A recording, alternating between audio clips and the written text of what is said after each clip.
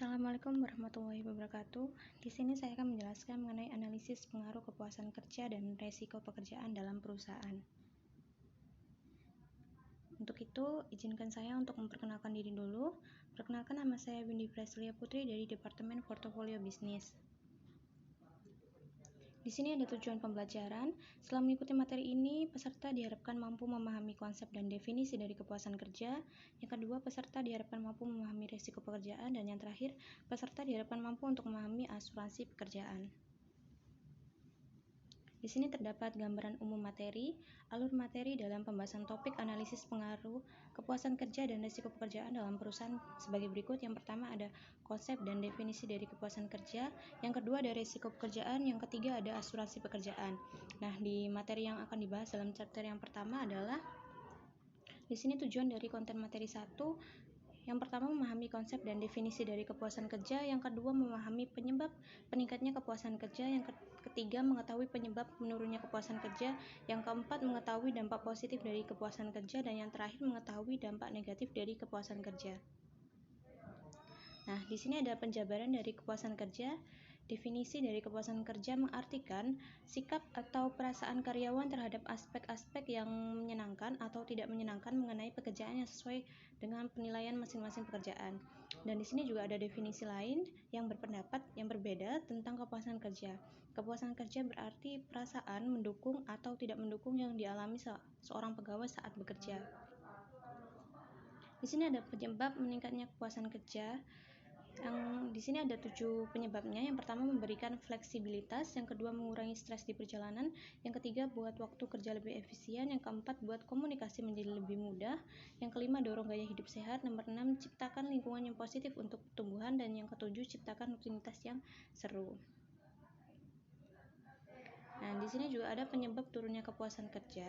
Yang pertama itu dibayar rendah, yang kedua pertumbuhan karir terbatas, yang ketiga kurangnya minat, yang keempat manajemen yang buruk, yang kelima bos atau atasan yang tidak mendukung, yang keenam kurangnya pekerjaan yang berarti, yang ketujuh peluang untuk pertumbuhan atau insentif untuk pekerjaan yang bermakna, nomor 8 keseimbangan pekerjaan dan kehidupan.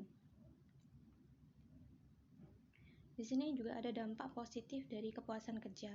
Bukti penelitian menunjukkan bahwa kepuasan tidak selalu mengarah pada peningkatan kinerja individu, tetapi mengarah pada peningkatan tingkat departemen dan organisasinya.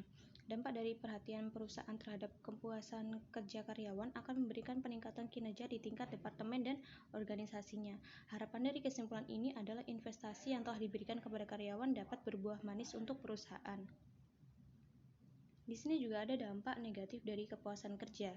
Robbins dan Judge, ketidakpuasan mengarahkan perilaku untuk meninggalkan organisasi, termasuk mencari sebuah posisi baru serta pengunduran diri.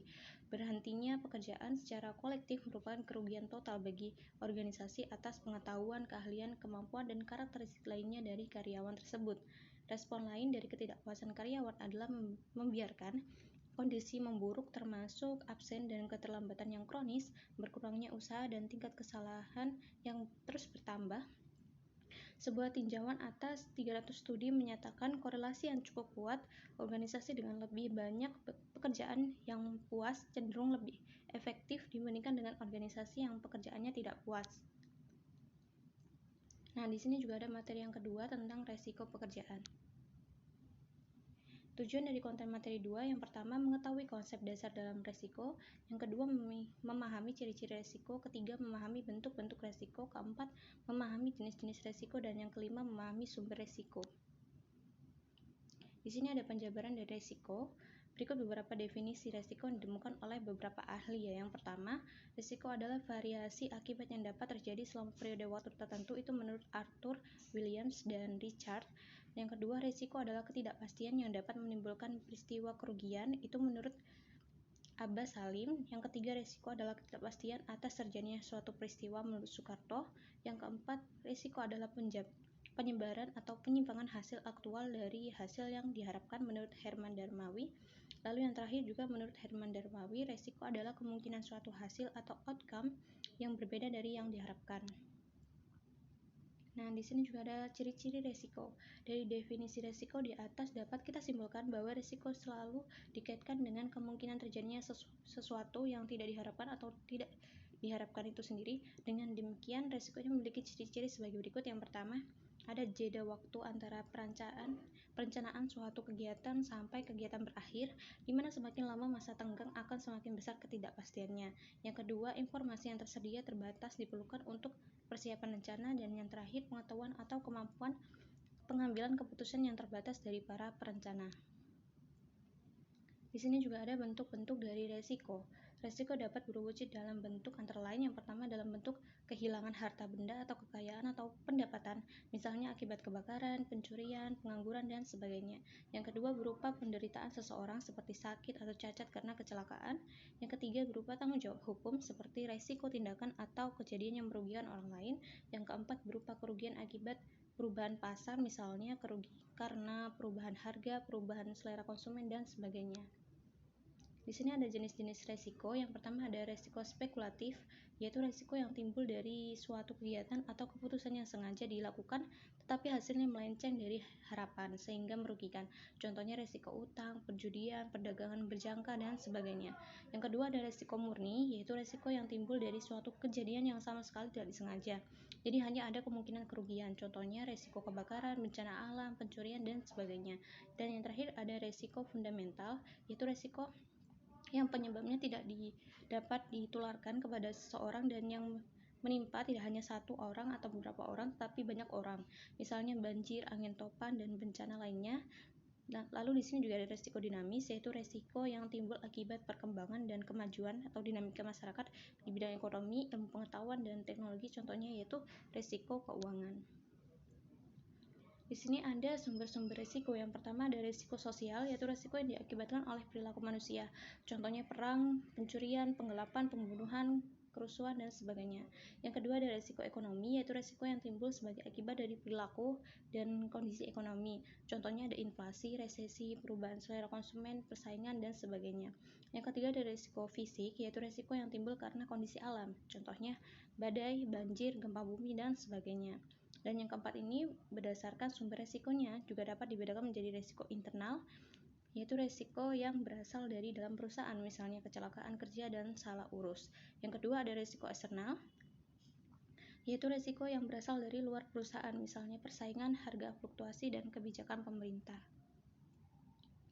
Di sini ada materi yang ketiga atau materi yang terakhir tentang asuransi pekerjaan. Tujuan dari konten materi ketiga yaitu satu, memahami mengenai asuransi pekerjaan. Yang kedua, memahami mengenai tujuan lainnya.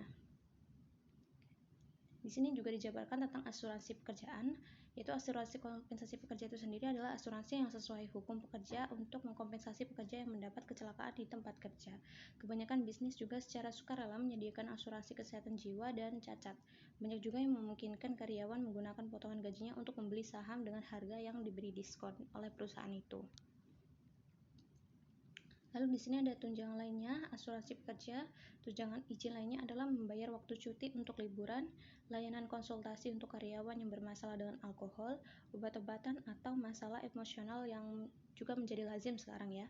Pusat pengasuh anak di tempat kerja juga semakin populer saat ini.